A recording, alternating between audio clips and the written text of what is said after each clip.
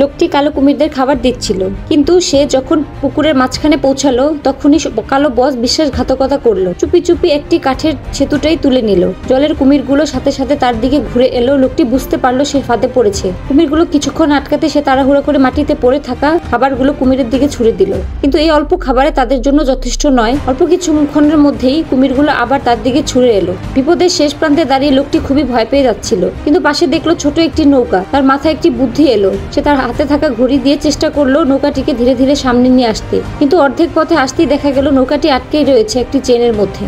এদিকে কুমির এক ধাপে এগিয়ে আসছে। সে তার ভাবার সময় নেই, সে ভয় পেয়ে যাচ্ছিল। সে তাড়াতাড়ি করে কুমিরদের খাবার ছুড়ে দিল এবং মনে মনে আশা করলো কিছুটা গতি কমবে, কিন্তু মাংসের গন্ধে আবার কুমিরগুলো জড়ো হলো। যখন লোকটি নিশ্চিত হয়ে গেল এবার শেষ, হঠাৎ দেখলো তার কুমিরগুলো সোজা লাইন দিয়ে দাঁড়িয়ে আছে পানির মধ্যে। সে আর দেরি করলো না, এক লাফে কুমিরের পিঠে করে দৌড়ে পার হয়ে গেল। বেঁচে ফিরলো লোকটি। এক গাদা খাবার জলে ছুড়ে দিল, তারপর সে পাশের বেড়াটা খুঁড়ে দিল।